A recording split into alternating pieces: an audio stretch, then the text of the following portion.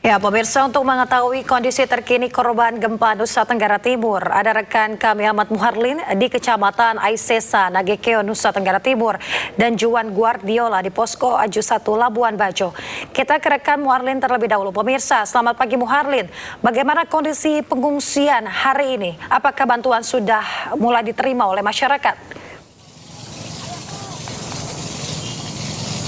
Iya, baik, selamat pagi Priska dan juga pemirsa. Untuk update kondisi terkini terkait dengan pengungsi yang berada di tempat saya melaporkan saat ini, yaitu di lapangan Kecamatan Aisesa, Kabupaten Nagekeo, di mana untuk pengungsi sendiri mereka masih menetap begitu di tenda-tenda pengungsian yang ada di Kabupaten Nagekeo. Itu ada sebanyak 70 tenda pengungsian, salah satunya di lapangan Polsek Nagekeo ini sendiri. Bisa kita lihat ini ada merupakan posko pengungsian utama yang dihuni oleh 1.600 pengungsi, yang mana untuk pengungsi di sini mereka kebanyakan yang berada jauh dari lokasi pengungsian ini sendiri.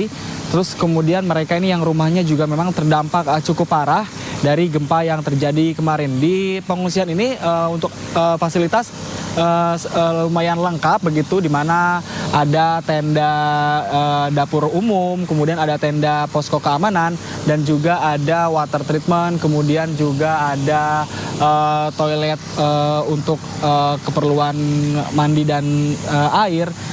Selain itu juga warga di sini kemarin sempat dikunjungi oleh Kapolda NTT, yang mana Kapolda NTT datang langsung menemui warga, kemudian berbaur dengan warga khususnya anak-anak dan memberikan sejumlah bingkisan untuk anak-anak dan memberikan sejumlah bantuan untuk pengungsi di sini berupa makanan, pakaian, dan juga kebutuhan logistik lainnya. Selain pengungsi yang ada di sini, khususnya di Kabupaten Nagekeo ini sendiri, Priska dan juga pemirsa, kebanyakan warga memilih untuk mengungsi secara mandiri dengan mendirikan tenda di depan rumahnya, karena mereka tidak ingin bergabung begitu ke pos-pos pengungsian yang telah disediakan. Mereka lebih memilih untuk tinggal dan membangun tenda di depan halaman rumahnya karena mereka khawatir, yang pertama mereka ini masih trauma dan juga ketakutan atas gempa yang masih sering terjadi setiap harinya. Bahkan kami pun masih merasakan begitu dengan gempa yang terjadi pada dini hari hingga pagi hari dengan getaran yang cukup besar dan sangat terasa begitu. Dan juga faktor lain ini mereka faktor keamanan. Jika mereka meninggalkan rumahnya untuk mengungsi ke tempat-tempat yang lebih aman atau ke tempat-tempat pengungsian, mereka khawatir rumahnya mereka ini akan didatangi oleh pencuri, dan itu salah satunya yang membuat mereka lebih memilih bertahan di tenda-tenda mandiri yang mereka buat sendiri. Dan terkait bantuan, untuk bantuan di posko utama ini memang bantuan masih terus mengalir. Kebutuhan pokok, kebutuhan makan, kebutuhan logistik ini masih dirasa sangat mencukupi. Tapi untuk sebagian warga khususnya yang berada di tenda-tenda mandiri ini, mereka sangat membutuhkan bantuan, terlebih bantuan untuk kebutuhan bayi dan lansia seperti popok bayi, kemudian susu, kemudian alas tidur dan juga selimut, karena mengingat malam harinya di Kabupaten Nagekeo ini cuaca cukup dingin. Sekian yang bisa kami sampaikan, Priska dan Nata. Baik, terima kasih Ahmad Muharlin. Sekarang kita ke rekan Juan yang ada di Posko Aju 1 Labuan Bajo. Baik, bagaimana distribusi bantuan di sana? Apakah ada kesulitan dalam penyaluran bantuan? Silakan Juan. Ya, selamat pagi Nata dan juga Yasmin. Saat ini saya sedang berada di Posko Aju 1 Labuan Bajo, tepatnya ada di Kabupaten Manggarai Barat, Nusa Tenggara Timur. Dan di sini menjadi pusat bantuan logistik yang dipusatkan di kawasan ini. Kemudian nantinya akan didistribusikan di wilayah-wilayah seperti Ngada, Ende, kemudian juga ada Reo, desa-desa yang ada di Kabupaten Manggarai.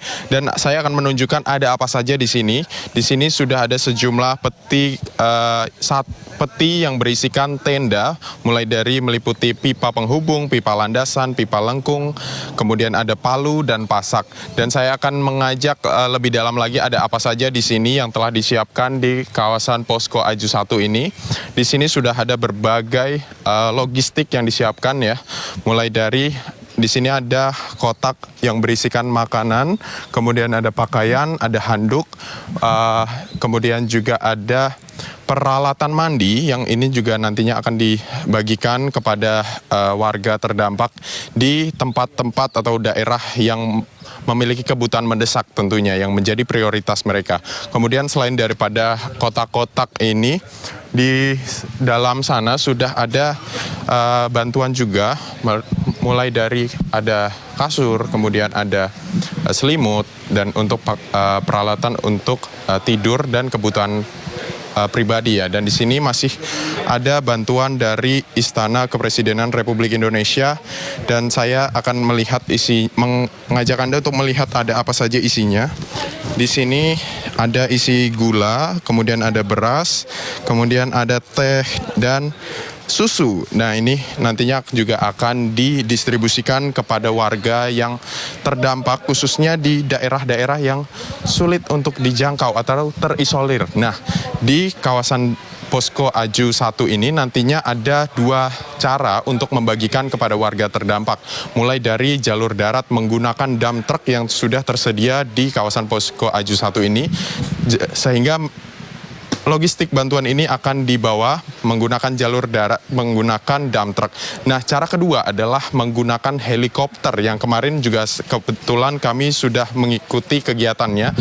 Dari Posko Aju 1 ini bantuan dibawa ke Bandara Komodo yang jaraknya tidak terlalu jauh dari sini, kemudian diangkut menggunakan helikopter yang telah disediakan, dan helikopter tersebut menjangkau daerah-daerah yang terisolir yang sulit untuk ditempuh menggunakan jalur darat, dan nantinya helikopter akan landing kemudian dibantu oleh pasukan TNI AU yang akan membagikan bantuan ini kepada warga-warga yang ada di situ.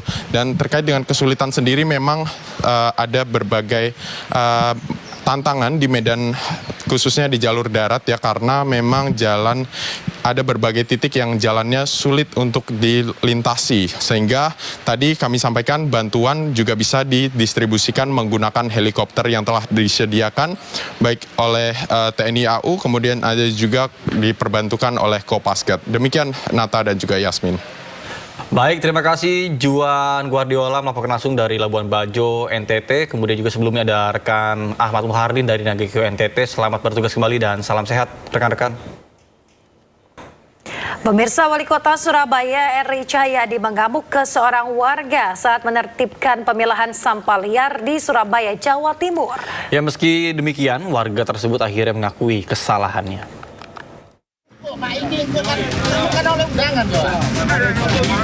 Wali Kota Surabaya Eri Cahyadi cekcok dengan seorang warga saat menertibkan pemilahan sampah liar di kawasan Keputih, Surabaya, Jawa Timur.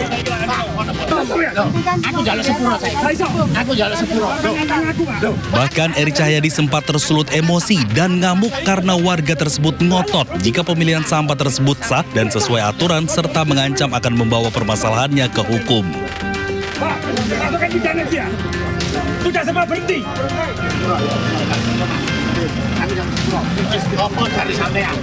Meski demikian, warga tersebut akhirnya mengakui kesalahannya dan bersedia membersihkan serta menghentikan pemilahan sampah liar miliknya. Apa yang menimbulkan masalah, maka tidak bisa, harus ditarik. Dan di situ akhirnya mengatakan ini tanah. Setelah saya sampaikan ini terkait pidana kalau sampah, ternyata dia mengatakan bahwa saya selesaikan dalam 1 hari selesai. Wah, ya saya mohon maaf, namanya manusia, langsung saya bilang, wah kalau begitu selesaikan, kalau tidak saya masukkan penjara. Penertiban pemilahan sampah liar ini berawal dari laporan warga yang menyebut adanya pencemaran bau maupun udara akibat aktivitas tersebut. Dari Surabaya, Jawa Timur, Yuda Prawira, iNews melaporkan.